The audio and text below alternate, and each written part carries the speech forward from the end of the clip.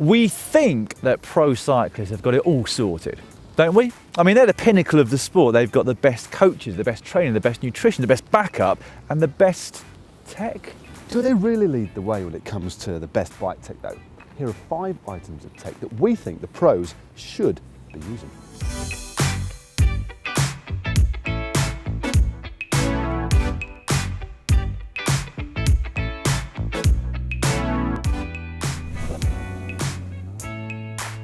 Firstly, a simple piece of tech that answers an age-old conundrum. The most aerodynamic position on the bike requires you to tuck your head in, looking down at your stem. Very fast, but not ideal for turning corners. So what we need is a piece of tech that allows us to look forwards while simultaneously keeping our heads tucked in. What we need, Matt, is a piece of tech just like these. BELAY glasses, actually designed for rock climbing, but first seen in the cycling world, used by Mark Beaumont. Not actually as a means to get more aero, but actually just to rest his head. And the mirrors means that our angle of vision is directed, so just a bit more at, that's it, 90 degrees. There you go, Lloydie. Knock yourself out, mate. I bet he looks good. Yeah, he looks good in those as well, doesn't he? Yeah, good lad. Off you go. Dan? Watch out, mate. Dan! Yeah, carried a lot of speed through that corner, didn't he? Aero.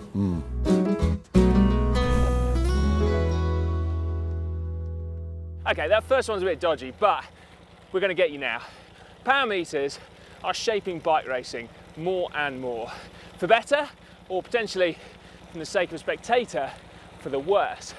It's undeniable that they help to extract the ultimate performance for both rider and team. The question is then, can we take it to another level? The tech is already here. Live rider telemetry.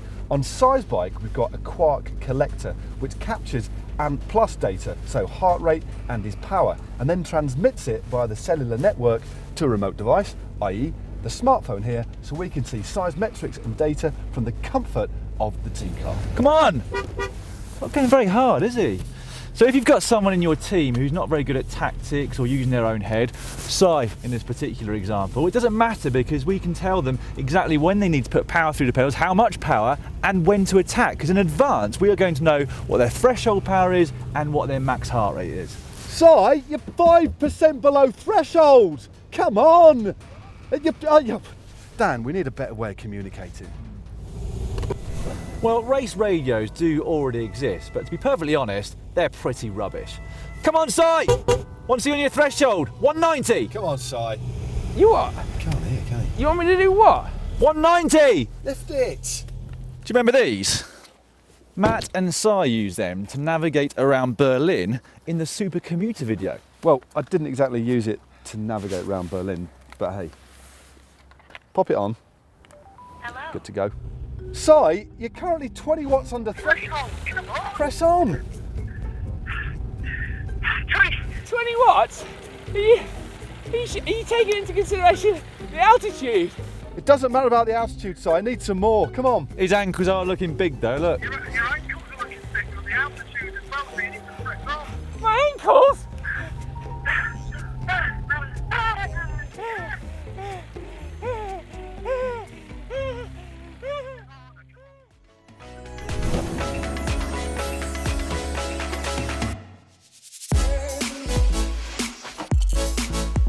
Here's a great piece of tech for you. I mean, imagine if someone told you you could have a greater degree of control, greater safety, and that you could slow down just as well in wet conditions as you do in the dry.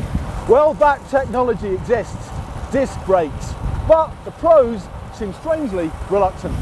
Well, to be fair to the pros, there are quite a few reasons why they might be reluctant to use them. So, for example, things like disc alignment or even just wheel changes. Not something that's going to concern us whilst we're out training, but for a pro rider in the pro peloton, they can make life very difficult very quickly. Yep, you can't help but think, especially when they're riding in the high mountains in the pouring rain, why not use disc brakes?